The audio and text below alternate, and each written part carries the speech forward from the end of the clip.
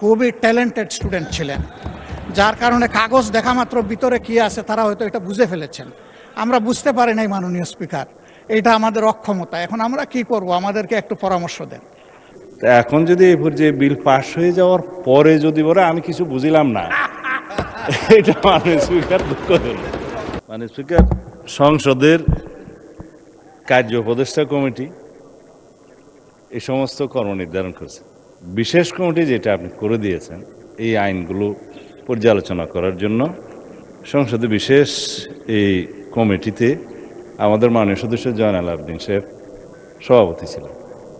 বিরোধী দলের পক্ষ থেকে বেশ কয়েকজন সদস্য ছিলেন, আইনমন্ত্রী সহ সবাই এটা আলোচনা পর্যালোচনা করে যে সকল অধ্যাদেশগুলো সর্বসম্মতিক্রমে অ্যাজ ইট ইজ পাশ করার জন্য ডিসাইডেড হয়েছে, তার মধ্যে এই বিলটাও ছিল, অর্থ বিল সহ অন্যান্য।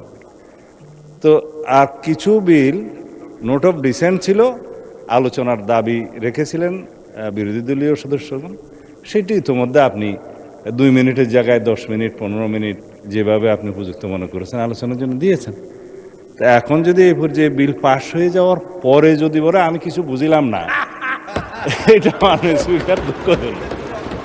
যদি আপত্তি দিতেই হতো উত্থাপনের পর, তারপরে সেকেন্ড রিডিংয়ে বিবেচনার সময়। তো সেই জন্য আমি ধন্যবাদ জানাই মাননীয় বিরোধী দলীয় নেতাকে, মাননীয় সকল বিরোধী দলীয় সংসদ সদস্যদের, যে আপনারা যথেষ্ট সহযোগিতা করেছেন। হাঁও বুঝে দিয়েছেন, নাও বুঝে দিয়েছেন। এই অপরিসীম সহযোগিতার জন্য সরকারি দলের পক্ষ থেকে আপনাদেরকে ধন্যবাদ জানাচ্ছি।